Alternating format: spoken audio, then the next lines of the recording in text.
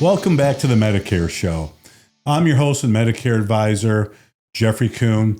And again, I've got Darcy with Excellus Blue Cross Blue Shield / in Univera of Western New York here with me today. And the topic I want to go over is something I always talk to people about when they enroll for the first time or they're changing Medicare Advantage plan. And that's what happens when you get things in the process that transpires, because I still get calls. So I thought, you know what, let's do a podcast. And I certainly can send this out as a reminder, or for anybody out there that's new to Medicare, you're enrolling a Medicare Advantage plan, or you're changing plans. So Darcy, what I'm going to start off is I'm going to share with you what I typically tell somebody. Sure. Let's just assume they're walking in the office and you're Mr. or Mrs. So-and-so, and you're changing plans. And I always tell them, just so you're prepared and what you want to expect to happen is once we enroll and we send the enrollment in, it's got to go through CMS approval, through the insurance company. The first thing that happens is, as long as everything matches up, we have a valid election period, Medicare will automatically terminate the plan you have. Correct. And you will get a termination notice from that company.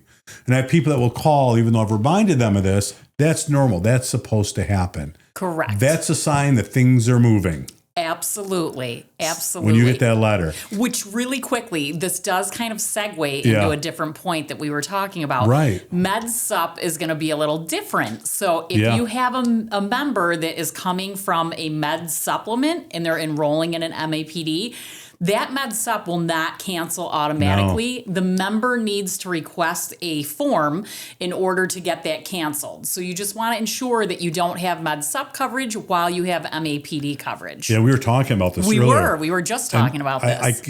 I was telling you, I can't believe how many people I've run into that have come in here or they've gotten phone calls from that don't understand why their Medicare supplemental plan isn't being covered or their drug plan's gone because somebody called them over the phone. And unbeknownst to them, they get enrolled in a Medicare Advantage plan.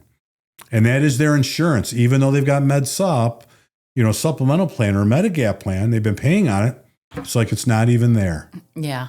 And they get all these co-pays. And it's like, I feel bad because it happens. But a lot of people are getting sold these Medicare Advantage plans. And these people on the phone aren't telling them and walking them through what they need to do to terminate their Medicare supplemental coverage. Yeah. It's a shame. It is. And it can, it doesn't happen too frequently, but it happens enough to definitely mention it. It absolutely does. And there's really not much recourse you have. There really isn't. Medicare shows up and goes, well, this is your coverage is that Medicare Advantage plan. But if I do enroll in Medicare Advantage plan, I usually tell people, give it about a week, at least 5 business days to get a confirmation or welcome letter from the insurance company you're enrolling with. And in that letter, usually they'll have their member ID number. Correct. And their prescription information. Can they use that letter? Yes. So when a person, once CMS, the plan approves somebody's MAPD, as you mentioned, there'll be an enrollment confirmation letter that goes out, and that will have all of the items that you mentioned. A member can use that because the ID cards, they can take between 7 and 10 business days up to 2 weeks be delivered. So it can be up to 2 weeks. But the nice thing is, as long as you have that enrollment confirmation letter, you can show that to your provider, and they'll be able to find your account just using that member ID number. Yeah. And one quick thing to mention, you said when we were talking about somebody that is maybe replacing a plan or switching, generally if you do switch plans and you're an existing member with us, you retain the same member ID number.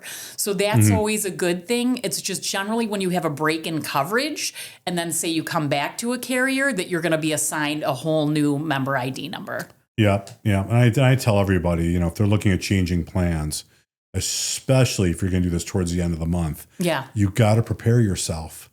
Do you have, number one, I always ask people, make sure you've got enough prescriptions 100%. that will carry you until you get that welcome letter. You don't want to be running out the second or third of the month if you just last minute made a change, because you're likely not going to have your member ID number yet. Yes. And the other thing that I have noticed, I think it could be around like OEP as well, but people, try to enroll. It may be at the 11th hour. Just be kind of aware. Try not to schedule a visit or especially like a major surgery on like the first or second of the month, because especially if you had a prior authorization for it.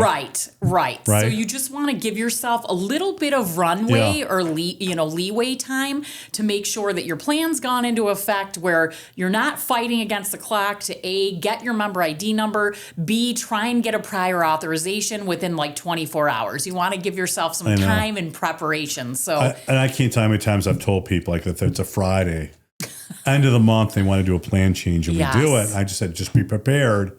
By Tuesday, I get an email. Any word yet? Do you have my member information? And I have to reiterate, no. I told you it's going to be at least a week. In order for me to, even request sometimes that welcome letter. And I have people that are in a pinch, and we know that.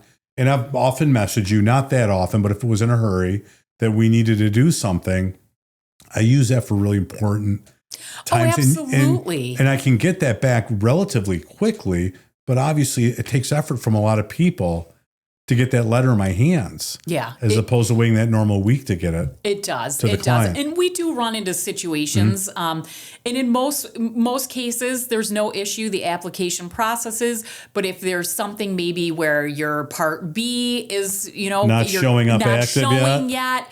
That could pend for up to 21 days, and we don't know how long it's going to take Social Security to get you that information. Right. So there's definitely a couple factors that, prospects and potential members want to be aware of when they're going through the application process. And like you're absolutely hitting the nail on the head. Prepare yourself, have that leeway time. Yeah. Don't schedule appointments. Make sure, right off the bat on the first of the month, and make sure that you have your medications enough to get you through until that, enrollment effectuates. Right. And it takes time. And, I've had people that last minute, things happen, and that's number one things. Do you have enough medications? Anything upcoming that you've got either prior authorization for or schedule that first week, because you got to allow time to get through. Now, I was kind of thinking about this. Theoretically, if I made a plan change the last day of the month and it's the next day or two, and I need to get a prescription filled, is my current insurance company going to know I made a plan change yet?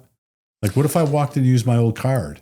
That's not going to be my current insurance once everything catches up. So I think if you were with like the same carrier, say Excellus to Excellus, you would be okay. But if you're coming from, say, United Healthcare to Excellus, I don't necessarily know, because it's like once CMS gets that notification, your plan's generally turned off before the first of the month. So they should be okay, but that's definitely something to contact the carrier about prior. Yeah, so you got to be really careful with it. Yeah, you definitely want to be very, very cautious of that. It's like, you mentioned this too, and I tell people, don't, I get calls every week, people that are going to be new to Medicare, turning 65.